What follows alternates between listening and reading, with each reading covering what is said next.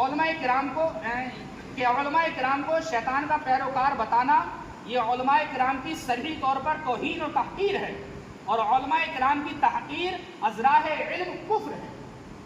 علم کی بنیاد پر تم نے تحقیر کی، علماء کی تحقیر کرنا یہ کفر ہے، ہاں حقیر جاننا۔ تیسرا سوال کیا گیا مفتیان کرام کی بارگاہ میں، جو اس کتاب میں لکھا ہے، یعنی نہ کتاب میں نہیں ہے، یہ ایک شخص سے کہا، ایک طالب علم کو اس نے اپنے پاس 14 یا 15 دن رکھا جب وہ آیا تھا رمضان سے پہلے، اس کو ایک پرچے پر لکھے دیا کہ اپنے مرشد کو اس نے سجدہ کرنے کے لیے کہا، معاذ اللہ رب العالمین، جو پیر آ رہا ہے اس کو سجدہ کرنے کی بات کہی۔ جس طالب علم سے کہا وہ موجود ہے، وہ گواہی دینے کو تیار ہے، ہمارے یہاں موجود ہے، اس میں کوئی دو رائے نہیں۔ اس کے لیے کیا حکم ہے؟ سجدہ تعظیمی حرام ہے اور سجدہ عبادت کفر ہے۔ پہلی صورت میں سخت عظیم گنہگار اور دوسری صورت میں کافر اور مشرک ہو جائے گا۔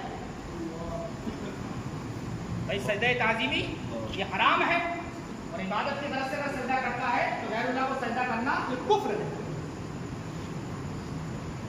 دونوں طریقے، ہرگز روا نہیں کہ بندہ بندے کو سجدہ کرے۔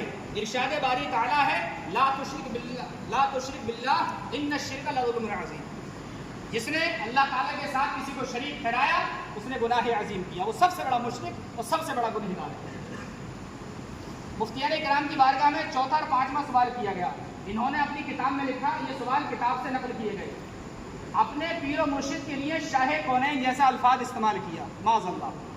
وہ جو کتاب چھپی ہے نا، اس کتاب کو جو بانٹا ہے، اس کتاب میں کہا ہے کہ ہمارا پیر و مرشد شاہ کونین خزانہ لٹانے کے لیے آ رہے ہیں، جبکہ شاہ کونین یہ ہمارے آقا صلی اللہ تعالیٰ علیہ وسلم کو ہی کہا جا سکتا ہے، یہ آپ ہی کی صفت ہے۔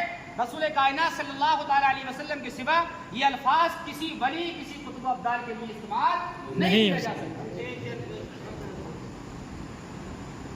یہ پانچواں سوال ان کی کتاب، ان کے حوالے سے نقل کیا گیا، انہوں نے دعا میں کہا تھا یا اللہ نبی آخر الزماں کو بھیج دے۔ دعا کرتے ہوئے کہا یا اللہ برائیاں بہت بڑھ گئی ہیں، ظلم بہت ہو رہا ہے، نبی آخر الزماں کو بھیج دے، یعنی آخری نبی کو بھیج دے۔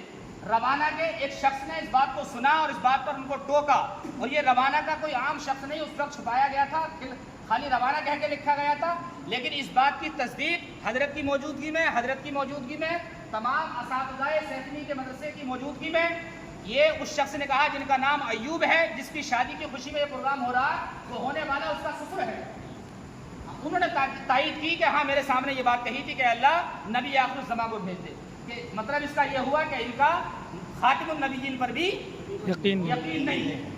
ان دونوں باتوں کے لیے مفتیان کرام کیا حکم دیتے ہیں اس کو